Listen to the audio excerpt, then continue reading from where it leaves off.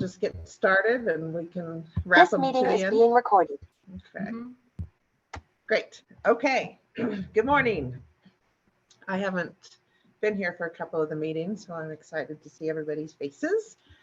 So Mountain Women in Business, and we are just that, women in business living in the mountains. So we just want to support and empower all of our members. And so I think, if anybody has any ideas on what you would like to see within the group, or, certain speakers, maybe, you're looking for some Excel help or something like that, then just reach out to us and we'll try to make that happen. So I just want to say thanks real quick to Laura Bean. She's been amazing in helping us get all of our website and all of our technical stuff in order. So thank you. Everything is just looking great and running smooth, and it's just really nice to be so professional and on it and organized. So thank you. All right. So I'm a paralegal keeper, and if you have questions on any of those subjects, just reach out and let's talk. So Deb, you want to go ahead and start your introduction? I'm Deb Evans, co-president of Mountain Women in Business. I am retired, but happy to help any way I can. I like to try to find our speakers and social events and help Laura when I can with the website. I'm on 911 with her when I need help. So hello, everybody. All right, great. Rachel, good morning. Good morning. I'm Rachel Henderson. I'm the other co-president of our fun little group. I also own Rachel's Creations. I do murals, face painting, canvas painting parties, whatever other fun art projects people throw at me. And I've done house and pet sitting for over 35 years as well. And work part-time at Mac Nation, who's going to cater our yummy luncheon on Saturday. So hope to see everybody there. Great. Pat, good morning. Good morning. Pat Fredrickson, Vice President and event coordinator. My company is Smarter Women Colorado.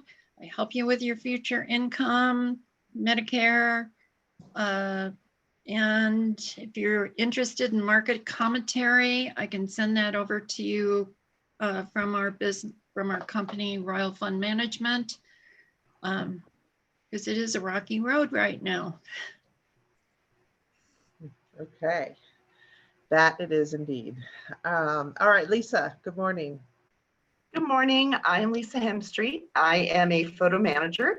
So I'm the one that can help you with everything related to your photos and videos, whether you have a full cell phone and you can't enjoy, you're constantly deleting images from there, or perhaps you've inherited the family box of photos and videos, or you have videos that you can no longer view and watch. That's what I'm working with Rachel. Yes. Getting all her stuff back to the digital world so she can enjoy these beautiful videos again. Also, I know it's May, but it is not too early to start thinking about the holidays and saving for the holidays. I do have a plan where you can set money aside so that when you're ready to spend for the holidays, that money is there and it's not a big chunk out of your budget in November or October. But if you have holiday cards, or the simple one that most people do, but if you have a team or a sales team or employees that you want to do some customized gifts for, or maybe you have VIP clients that you'd like to recognize that time of year. I do everything from logoed items to photo items. So magnets, mouse pads, mugs, cards, notebooks, anything like that. So go ahead and reach out. Love to help. Shirts? Do you do shirts? I don't do shirts right now. We do not do fabric. So Okay. we are working on that. We're working on fabric. Good to know. All right, Karen, good morning. Good morning. My name is Karen Miller, KSM Designs. I design one-of-a-kind jewelry, and I refurbish, repurpose, and recycle jewelry. So with all the holidays coming, the weddings and that, let me know if I can help you. I am at the Colorado Furniture Store up in Conifer, and I'm also in Abogata in Conifer, and also at Touch of Colorado in Belmar. So if I can help you at all, I have a website, refer to that, or just call me directly and we can work on things. And if you want to design a piece that your mom has put away and it's just not you, we can make it you and you'll still have the memory with your mother. So if I can help you at all with any of that, let me know. Karen Miller, KSM Designs. Thank you. Great.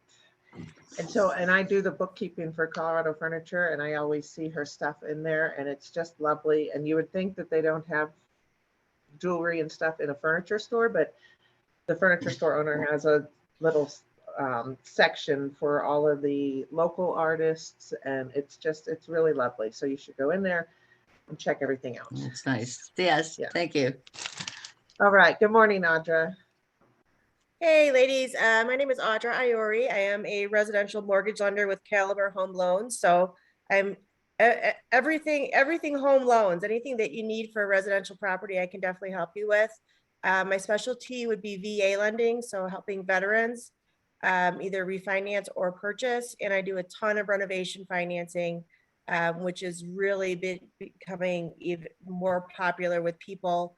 I don't want to say settling on fixer-uppers, but really looking for fixer-uppers to customize on their own. So that's kind of really my niche. I would like to take a moment, and I was hoping that Audrey Krebs was on this call today.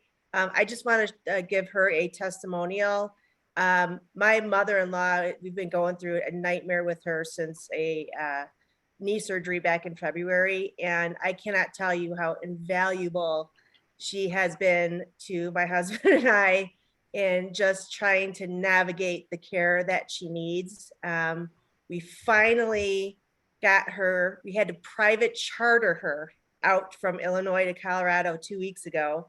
So that was that was an adventure in itself. And we do finally have her settled in Littleton at Lighthouse Assisted Living. So if anybody is ever in need of any sort of senior transition care, Audrey is the gal. I can't wait to see her and give her a big hug and kiss. So kudos to Audrey. Thank you. Well, she messaged me this morning that she was going to miss the meeting, but she will be there Saturday, and I'll let her know. Okay. Yeah, I'm going to try to be there Saturday. My mom's in kind of a hospice situation, so we're taking it hour by hour, day by day right now. But I'm going to try to be there to see you guys on Saturday too. Yeah, that's all you can do is day by day. So. Yep. Great. All right. Good morning, Laura. Hi, everyone. I'm Laura Bean, and I am the owner of B Digital Marketing Company, and I help women in small businesses with everything digital. So email marketing, social media, and website design. And I was honored to be able to help redesign the website for this group. And I'm hoping that it'll be a really good thing and bring in a lot more members too. Well, it's already a great thing. Now we'll just wait for the members to roll in. All right. Good morning, Laura, or Lori, sorry. Good morning. I am Lori, the Executive Director of Peaceworks. We are a nonprofit, free, confidential service for victims of domestic violence, sexual assault, stalking, sex trafficking. We are 1 in 5 where you can bring pets, and 1 in 10 where we're a dual program, meaning providing services to sexual assault victims outside of domestic violence. Great. And their website has all kinds of information on events and resources. So Lori, maybe you could just type that website in our little chat and so everybody knows how to get to you. All right. Good morning, Josie. Hi. Hey, good morning. I'm Josie with the Meeting Sanctuary in Indian Hills, and we rent out the space for people who want to do like meetings or retreats and things like that. And then I also have a business where we manage nonprofit associations, and we have about 9 associations that we're managing that are local and national and just all around. So that's about it. I hope to see some of you on Saturday if you can make it. Great. All right. Good morning, Amber. You know, she's getting her kids off, so.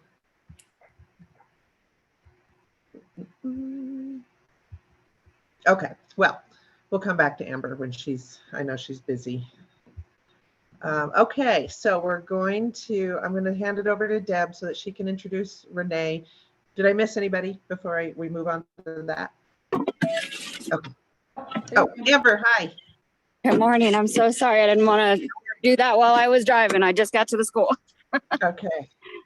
Good morning, everybody. I am Amber with Daddy's Homemade. I apologize. I'm right in the middle of taking the kids to school. It's one of those mornings, but I'm super excited to be on the call this morning. I've been away for a few months, but we do our all natural homemade syrup. We are super excited to have gotten the new business of the year with the Conifer Chamber here recently. So that's a pretty big deal for us. I'm sorry, home-based business of the year. We got the new business of the year with the Evergreen Chamber bye girls, love you, last year. And we are action-packed with all kinds of events all summer long through October. So you can check out more on our website, free local deliveries. We've got all of our events updated on there, as well as drinks at Cactus Jack's in downtown Evergreen. They're making a lot of different drinks throughout the year with our mocktails, cocktails, coffees, all kinds of good stuff. So if you're in the downtown Evergreen, stop by. They got some good food and some delicious drinks with our homemade syrup. Great. Well, I love seeing your product all over the town. So, okay. All right, Deb, you want to go ahead and introduce our wonderful guest speaker? Yes, our guest speaker today, Renee Israel. So Renee and I met years ago. She is founder of Doc Popcorn. If you've been to the malls, you probably have seen her popcorn.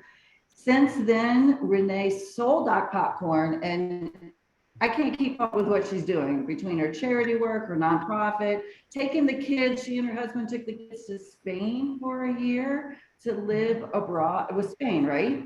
Yeah. To live abroad and study. She helps franchise brands build their brand. But the biggest thing I think about Renee is she's a female entrepreneur that gives her heart and soul to anybody else that needs assistance. So Renee, thank you so much for joining us. And I think the ladies would love to hear your journey and how you've done that, and then what you're doing now. And if you want me to make you a host, do you want slides? No, let's chat. We'll chat. That's totally fine.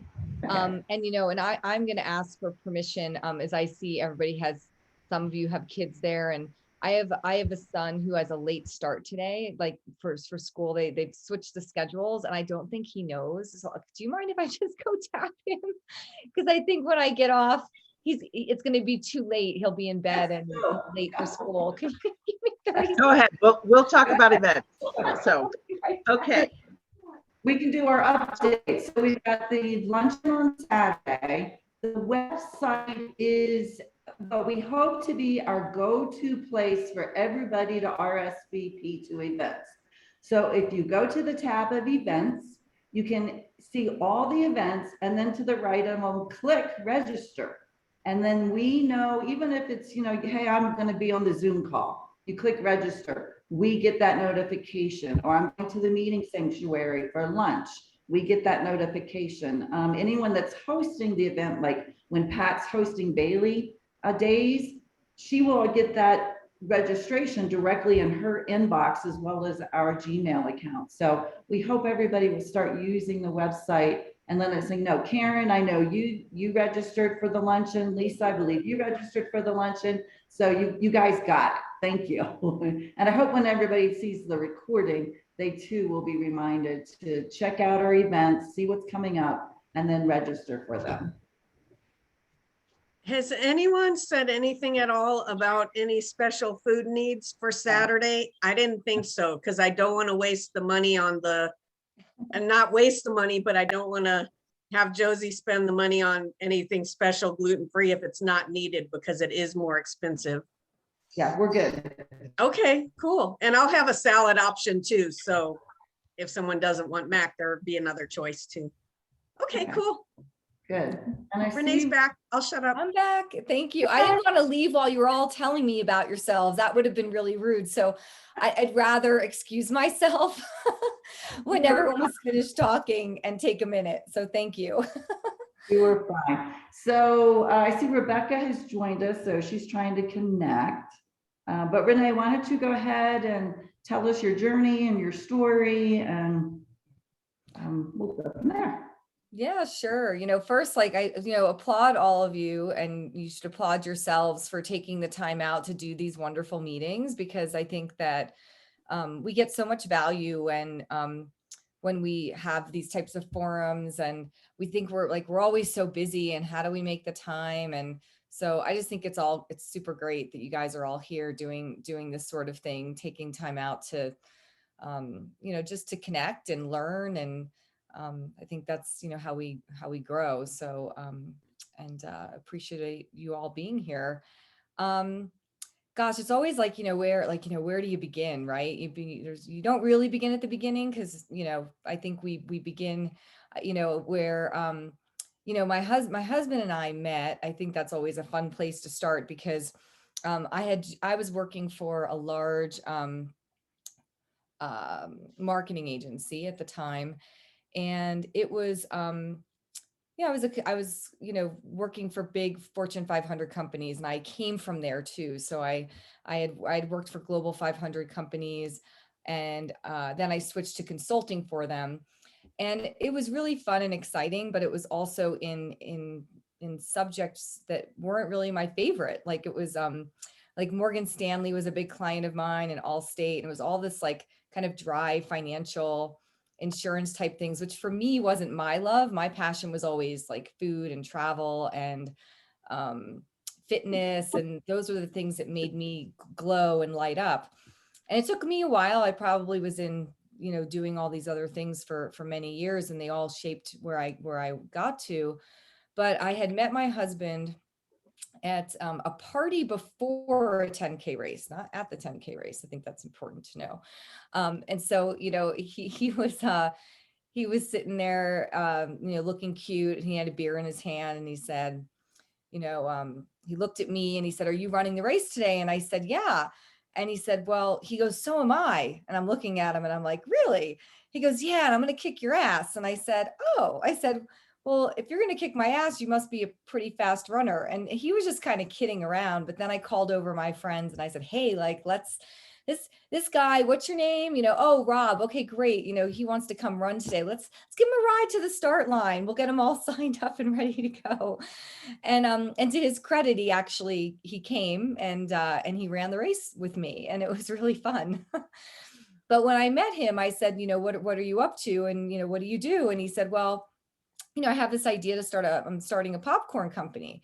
I'm sitting here thinking, oh, I'm like, that's interesting, right? Like thinking like there's a few popcorn companies out there, but it's kind of like lesson one in, there might be a lot of things out there doing what you're doing, but the question is, how do you differentiate yourself and differentiate your story? And so it really intrigued me right away. And I started asking him about his brand and, like the name of the company, and did he have names for, like, did he have flavors yet? Did he have names for them? And the differentiator for us was that he got the idea at the Boulder Farmers Market, believe it or not. We were living in New York City at the time. It was just, his sisters lived out here, and it's kind of random. And it was just a fun time, that creation, like the creation of a business is so much fun. And the two of us, he was really the product guy and the crazy idea guy. And I was more the, asking a lot of questions and trying to shape it and, think, what will make us different. And we started our business in the Flatiron Crossing Mall. And back then, this is 2003. And, we built out Colorado where it isn't today. Like, so back then we had, we were in every mall, Cherry Creek, Aurora, Flatiron Crossing. We had a cart at Park Meadows.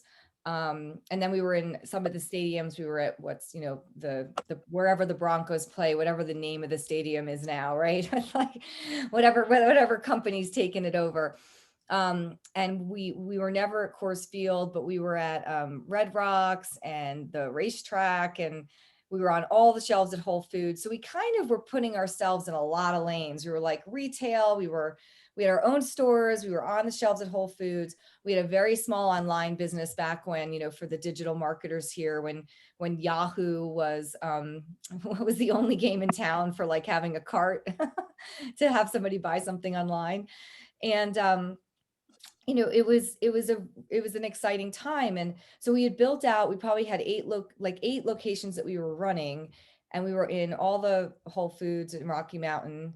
And we had our first license partner, not a franchise, but a license partner who opened a location at Stapleton.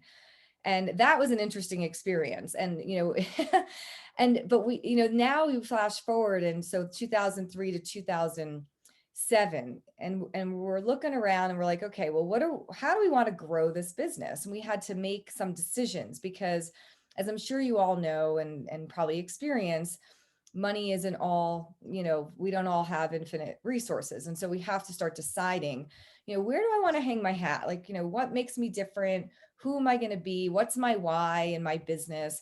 And, you know, Rob and I decided, you know, we really didn't want to be a nameless brand on a Whole Foods shelf, because you're battling for, you know, shelf space and very slim margins and a lot of competition. And frankly, it wasn't what we stood for. So Doc Popcorn, the whole thing that we started the business on was that we wanted somewhere healthy to snack when we went to places that didn't have a healthy snack. And back then it wasn't so easy. And so, you know, our popcorn was all natural. It was made with, you know, real ingredients. And we weren't the candy coated popcorn that you had one handful of and you were just like, okay, I'm done. It was more like, well, I'm going to snack on this whole bag, but I'm not going to feel badly about it after I do it. And so that was kind of our thinking. And so, but we also were entrepreneurs, and we thought, well, how cool would it be if we could help other entrepreneurs, other people who can't really start their own business from scratch, but could use our concept, because we had the systems, we had the processes. It was a super simple business, but it wouldn't be simple to start from scratch. And we knew that because it took us 5 years to get to where we were. And it always goes slower and costs more than you ever think, right? So we had to have, you know, a lot of, you know, we had to have a plan. And I felt like our business plan was it was great to think big, but you couldn't do big all at the same time. And so we kind of let go of the Whole Foods business. I mean, we still did it, but we knew we didn't want to raise millions and millions of dollars to be on every shelf at Whole Foods. And so we didn't know franchising, but we knew our business. And, you know, I'm a marketer and a brand person by trade. And my husband never worked for anybody. He's just an entrepreneur. He had sold a retail children's clothing business, and he was an angel investor.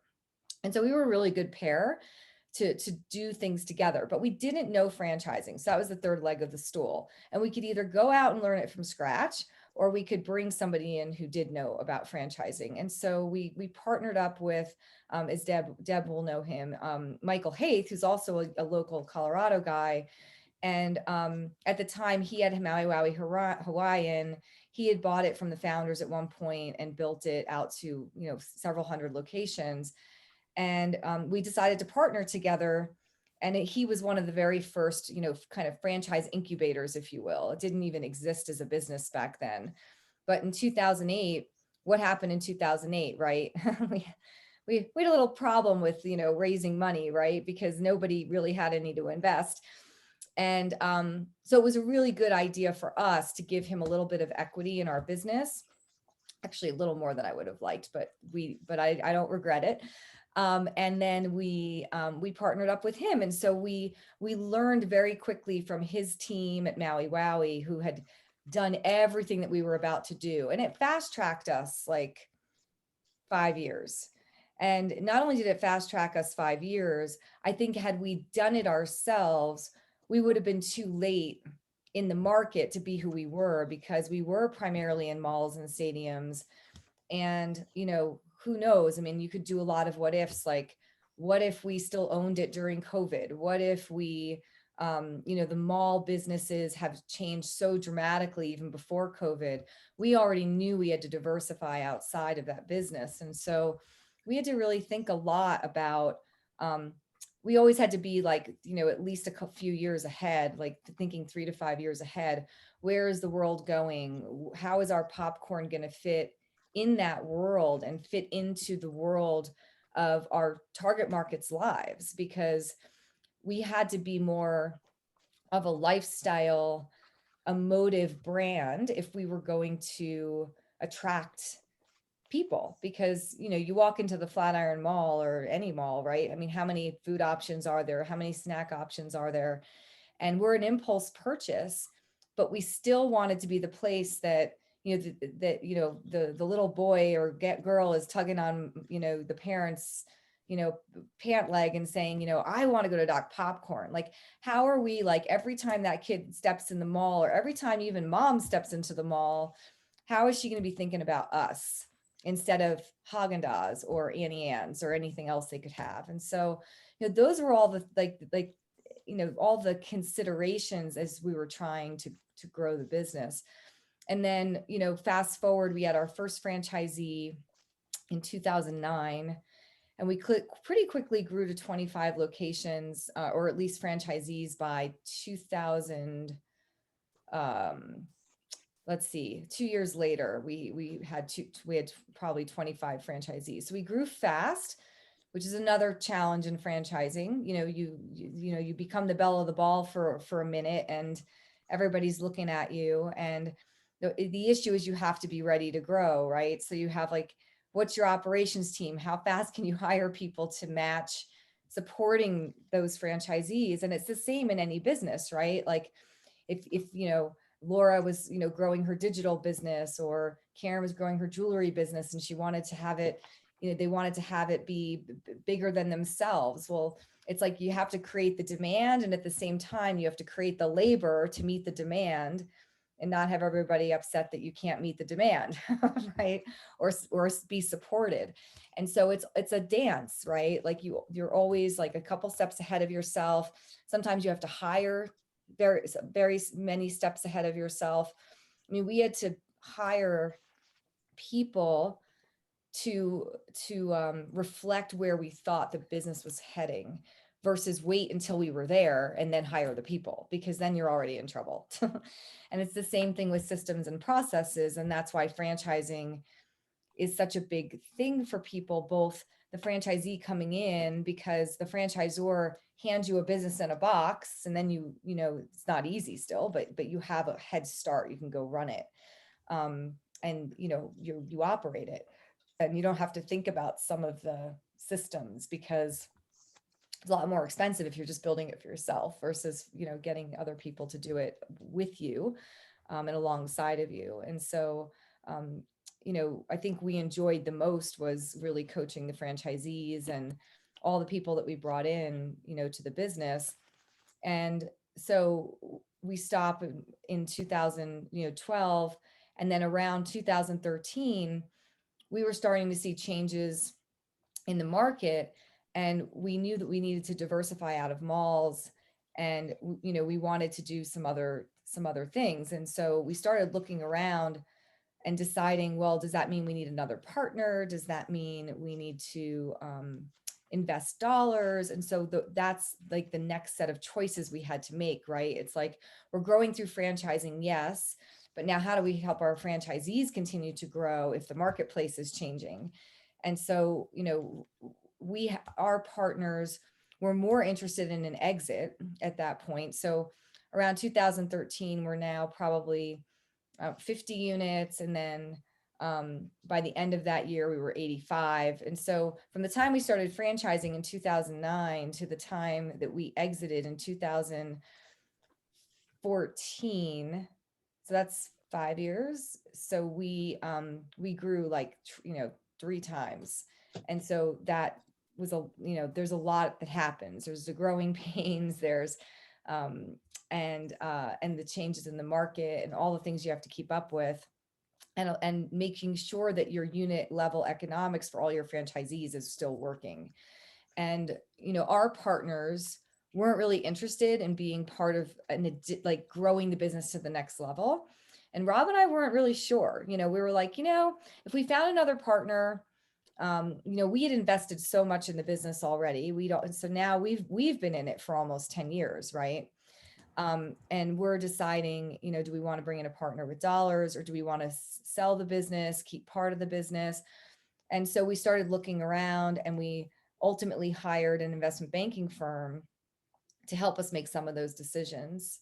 And so we had to go through that entire process and ultimately pick somebody to help us run a process based on our values and based on what we wanted to have happen with it. And so we wanted to make sure that the franchise model continued, and we wanted to make sure that everything stayed on track for them, and that was really important to us. And so we had to look for a partner, a strategic partner that would help continue to grow their businesses and support the system.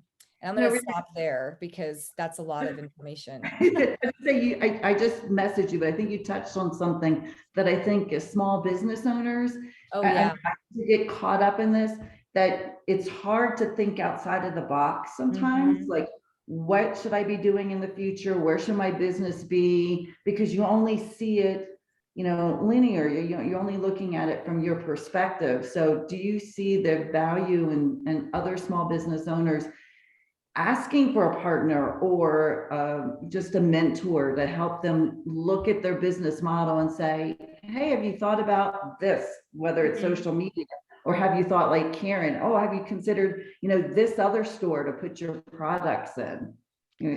I think there's value in mentorship. Absolutely. I mean, I'll tell you, one of the things I skipped over, just because I'm kind of just telling the Doc Popcorn story a little bit. When I first came into franchising, so, we got our partner and it was great. And the first thing he said was, okay, well, you guys have to go to the IFA, which is the International Franchise Association. And this was like our very big industry conference. And this was 2010. By the time, 2009, we were just kind of drinking through a fire hose, just trying to get things, organized. And then, and so what I paused and I said to myself, how am I going to get value at a place with 5,000 people? I don't know anybody. Now, granted, my partner is going to introduce me to a bunch of people, which he did, and it was invaluable. But like, how am I going to personally get value? And so I think that whenever you go, whether you're talking to somebody that you're asking for help from, or going to a big trade show, or working with a mentor, or even an advisor that you're paying, like either, no matter what it is, I always have 2 or 3 questions that I'll ask everybody. So that particular year, I went there saying, who is in my space that would be willing to sit down with me and just tell me, what are the top things I need to focus on as a brand new emerging franchisor? And as a marketer, I wanted to know, what were the things that were working the most for their franchisees. And so I went with those 2 questions in mind. And back then we used to actually get attendance lists with like people's emails and phone numbers, or we didn't get the email, but we got the phone number. And I went through the entire list. It took me, an hour and a half, and I checked off all the people that I thought would be helpful. And then I said, then I said, okay, well, I'm going to reach out to the women on this list. And then I narrowed it. And I'm like, I'm going to talk to the women in the snack space. I'm going to find people and so I narrowed it down. And then one of the people who picked up the phone when I called and this franchising is just so great this way because everybody's so helpful, was this woman, Heather Neary. And Heather Neary at the time was the director of marketing for Annie Ann's. Now, granted, they're a giant company. Like, what could resonate with me as an emerging franchisor coming from her? But it was just like, I wanted to be them. So it was just kind of interesting to think about talking to her, right? And plus, I'm not a threat to her, right? Like, she's like, oh, the little cute little popcorn company. So, and she agreed to meet with me, and we're still really good friends to this day. She moved into being president of Annie Ann's. Now she runs one of the largest franchisees in the Taco Bell system, and she's a rock star. And I used to think, well, what could I possibly offer her? And what she reminded me of, and this is what I want you to all think about, is you can always ask somebody. So you remain relentlessly focused, you get what you need. And at the end of the conversation, how can I help you?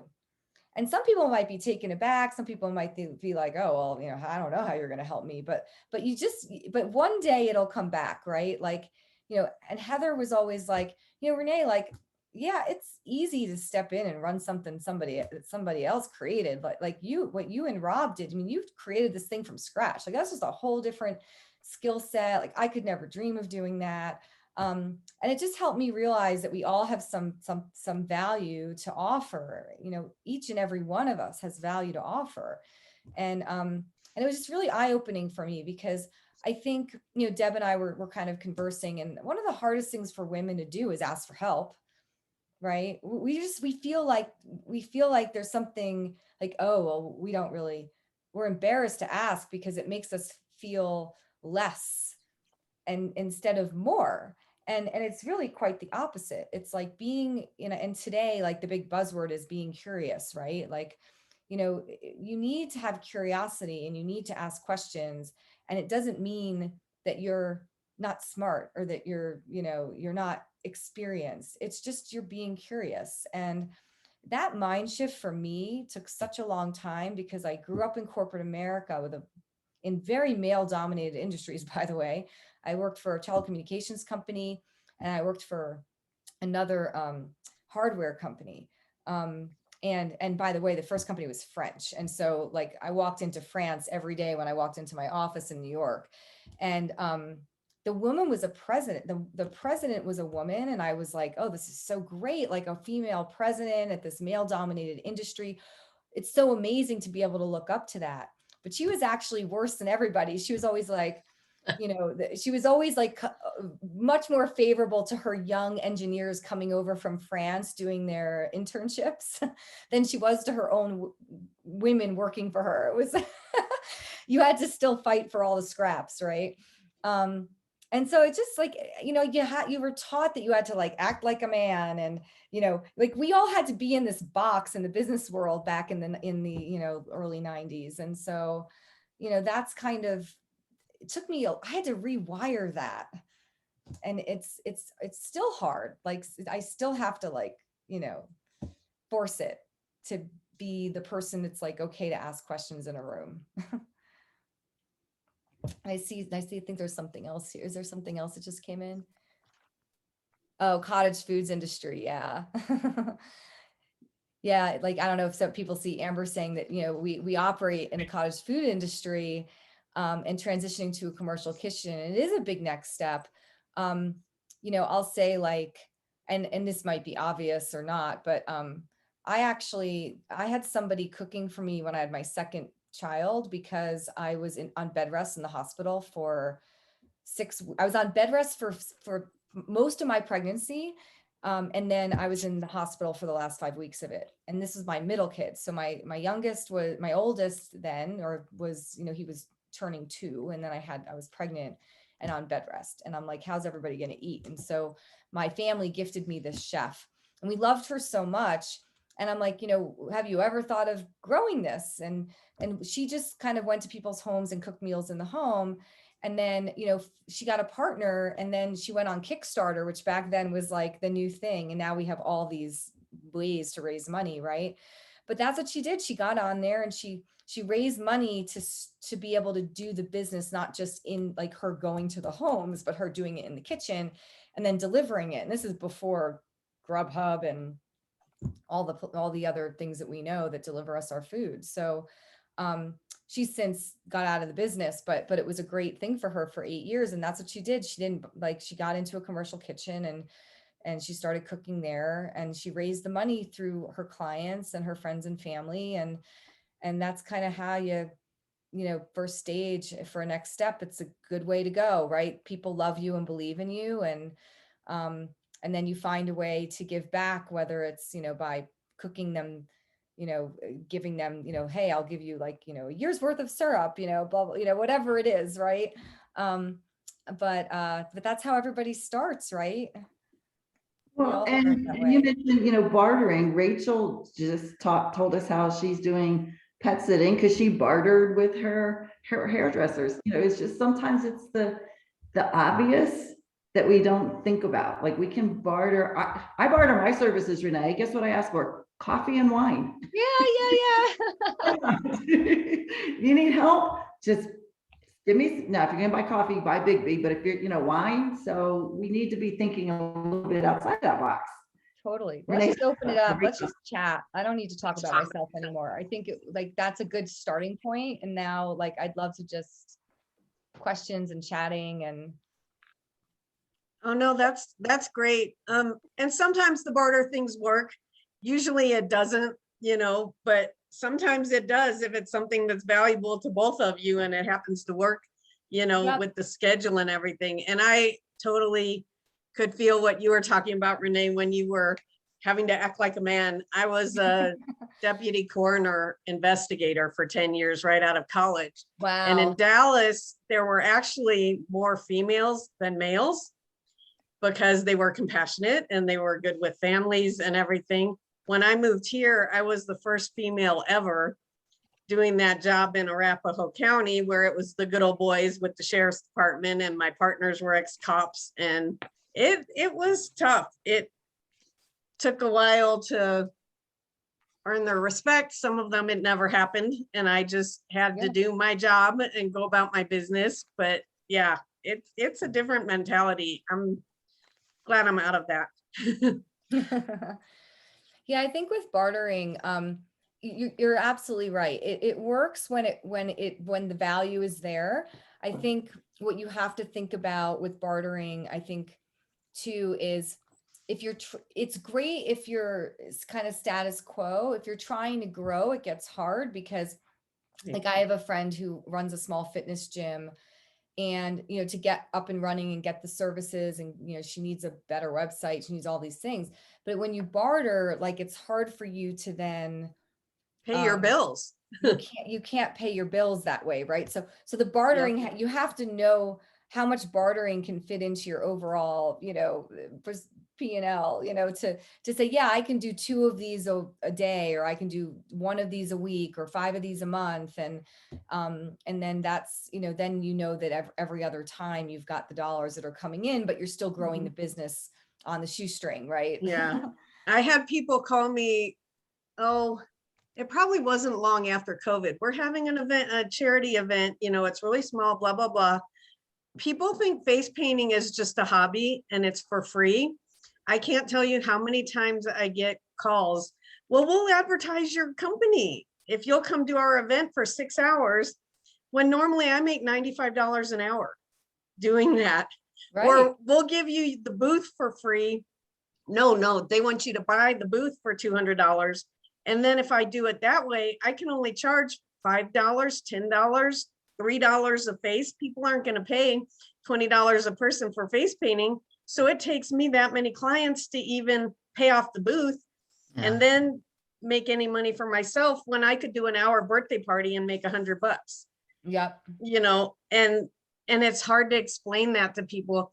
Those things, when it takes so much time, it's not always feasible when you have to pay the bills. At the moment, thank God, my phone is ringing off the hook again since April.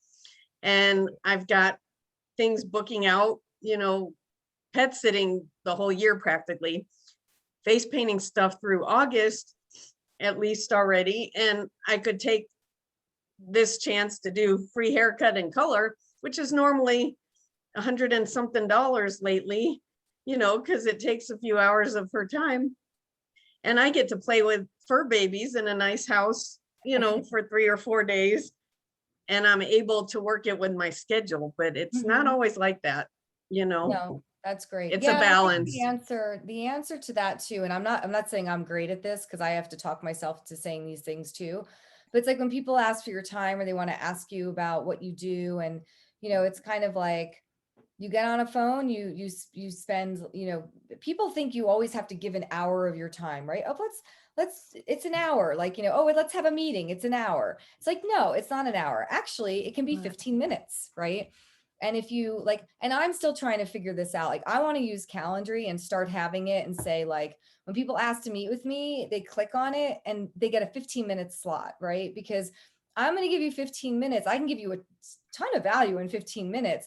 And if you want to continue having the value, then you can, like in that time, you have like the 1 minute at the end of the call, you can be like, well, let me tell you how I work with my other clients, right? And that's the line, right? It's like, Sure. it's like, and I'm not great at it, but that's how you set the expectation without, saying, well, I can't do this for free, right? But it's like, well, let me tell you how I work with my other clients, and then, nobody's feeling badly, but you're very passively aggressively, yet very directly saying, oh yeah, if you want my services, you can pay for it. Yeah. Well, and Lisa was so sweet to me the other day. She's like, you can pay me overtime, whatever. She just spent 7 hours almost going through some CDs, some DVDs, some things that I didn't know what was on. Some were my husband's who passed a few years ago. All of these things she's getting on a master external hard drive that I can stick in my safe deposit box or feel safe that it's in more than one location. That's her time. She's nice enough to give a free hour, first meeting. But if she's sitting here taking time out of her family and doing that, I'm going to find a way, to pay her for her time. That's only fair. Yeah. Yeah. I think that's her business too. Value ourselves. And we're meeting next week, so I get everything back. Yeah. Does anybody else have any thoughts or questions? Yeah. Or anything to share? Yesterday, it was funny because one of our clients, they need some like specialized like board training and help. And so I reached out to some experts in Colorado, and, as we were talking to them, I was trying to figure out, well, what are their fees and how it's gonna, and they were saying it was going to be like $3,500 to do like a 3-hour training with our team.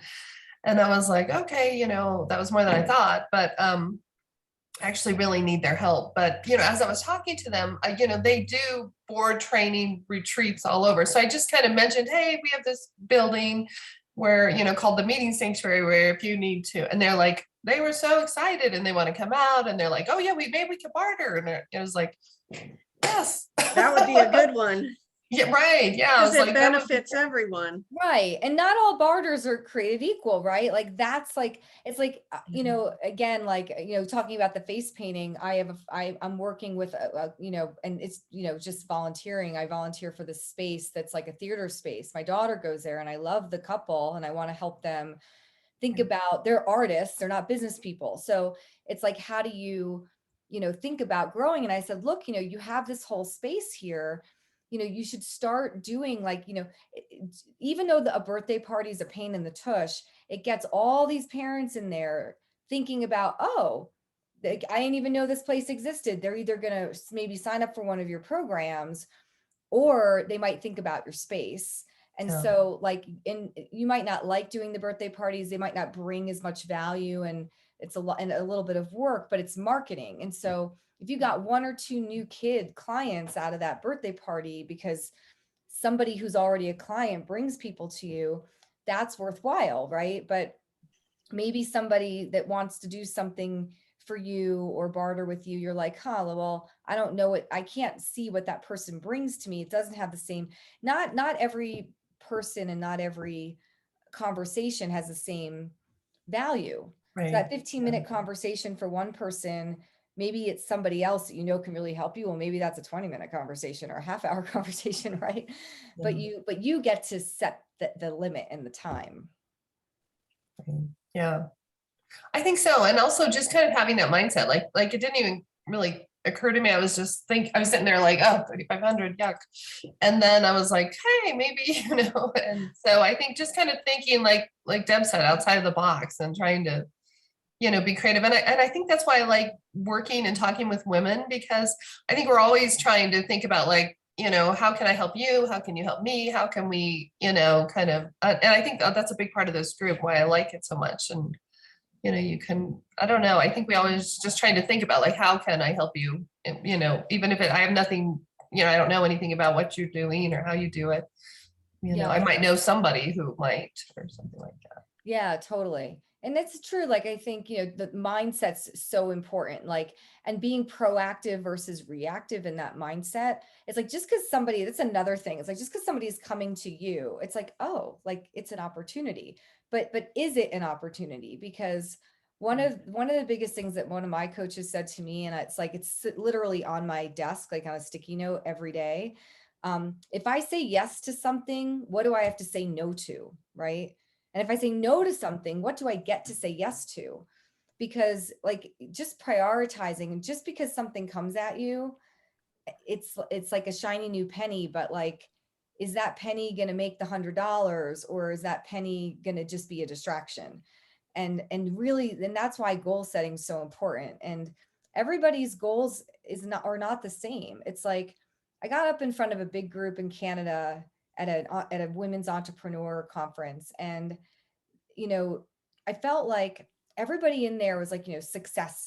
It was like measured by like, how much did you sell your business for? How much did you, and I'm like, that might not be your goal. Like, we weren't like the biggest, like, there's plenty of way bigger companies than ours when we sold, and I could look at that and like say, oh, well, we just weren't as successful, but it's not that. It's like the timing for us and what we wanted to do, what we wanted to make happen. The story you tell is the story that's yours, and own it. Like, you can tell the story, oh, we didn't sell it for as much, and we should have waited 2 more years, or you can tell the story. Yeah. Like, I sold my business to Dippin' Dots, one of the largest companies in the snack space in the country. And it was an oil family that bought it, like a big energy, conglomerate. And then, I stayed on for 3 more years, and we grew at another 17%. Like, what story sounds better? Right? Like, so it's like, we have to tell our story. We can't have somebody else telling our story. Yeah. And it's really not always about the money either. There's things that, you do for your heart, or things that you do because they're the right thing to do for charities or militaries or things like that.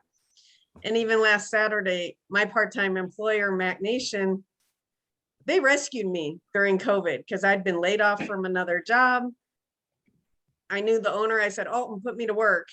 And I've been making more than any other part-time job I've ever had up the hill, because it's hard to find good jobs up the hill. Up the hill. Well, so last Saturday, they wanted me to face paint for 2 hours and see how it went, and try to bring in extra attention to the restaurant for summer and all of that. It's great. And I charged them less than I normally would. I ended up turning down another job that was down the hill, but I sent 2 friends of mine that were face painters also to cover it. So I didn't lose the client. I hired them. They made, so much an hour. I made $50, for getting them the extra work. Yeah. And now we've got extra clients, and I made my employer happy too, to thank them for what they did for me. It's not always, nope, I can't do this because that's going to pay me more. Yeah, it's super There's smart. ways Great. to get around things and make everybody happy sometimes. Yeah, absolutely. Anybody else have? I see Steph. Are you raising your hand? I am, not to cut it off, but our time. No, go ahead. Our time is coming to an end, and I believe that Pat has a couple of events that I really want to squeeze into this meeting, because they're coming up. They're kind of big events, so I don't want to cut you off. This was great information. Oh, good. Renee. Absolutely. Love all of the information. Really gave everybody some good things to think about, and maybe open yourself to ask questions. And so, yeah, that was great information. So thank you. Is Renee on LinkedIn? Can you put your link in the chat? Oh, sure. Okay. Yeah, she is. And then She Pat, is. So I take it away. and I've already connected with her. So And funny, you won't see my if you try to look for my business online, you can't find it, because it's been like several years and we just don't even have time to like make a website. But maybe I'll have to call my friend Laura to help me out with that. Okay. Yes. I just typed in your name and you popped right up. So yes. Okay. Can connect with our friend Laura. But thank you, Renee. I miss you, and I miss you too. I'm trying to find my LinkedIn thing here. Here we go. Okay, Pat, do you want to fill us in on some upcoming events? Okay, just a friendly reminder, go on our website. Thank you, Laura. It's beautiful. We love it. Just sign up for the luncheon on Saturday, and you need to do it by Thursday at 9 a.m. So you As can get soon as possible, so we Okay. can plan for food. Josie and I were gonna talk today or tomorrow about how much food to order. But honestly, if it turns out on Saturday that you can come, just come, even if you have an RSVP, because we'll order extra. So I hope you can come. I know the owners. Okay, and June 2nd, we do have our in-person meeting. We are not doing a CPR afterwards. We did not have enough people to sign up for that. June 25th and 26th is the Bailey Days. We have 2 days. Again, sign up on Mountain Women in Business. July 30th and 31 is Elevation Celebration. Again, these are great ways to get your name out in the community. And if you know somebody that would really like to partner with you on a day and they're not a member, it's only $36 for the rest of the year. That's the best investment you could ever make. And a new one that's coming up through Sarah Gardner is running with it with the Rotary, and it's Conifer Fest. It's going to be August 13th from 1 p.m. to 7:30. It's a different time, different concept. It'll be at Our Lady of the Pines, and she said it's in a sheltered area, so we don't have to worry about that wind coming up in the afternoon. They're going to have bands, beer, entertainment, etc. So we're looking forward to those 3 for the summer, and we'll keep looking for other events. The last weekend in September is always at Aspen Ridge Church. It's a small community event, but it's lots of fun. And we will have the canopy and table, chairs, etc. set up. So it's a great time to showcase your business, get your name out in the community. I've gotten clients for my Medicare and for finance. They have found me and we've talked afterwards. So it's just a great time. We always say sign up for 2 hours, but so many people are out of town during the summer. So you're welcome to sign up for 4 hours or 2 days, whatever you need to do. Let us know. Thank you. Do I still have the tent and tables in Sam's shed? Okay, Yeah. we'll have to make sure if I go on vacation that I get that to everybody ahead of time.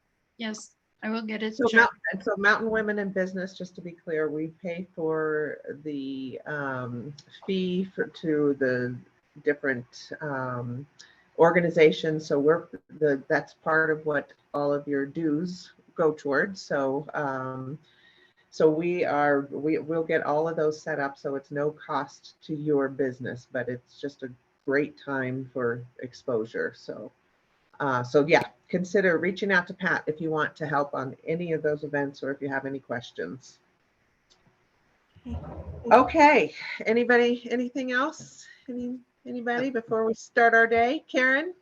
No, thanks for helping out here. It was a great meeting again. Thank you so much, everybody. Kiss your kitties for me, Steph. What?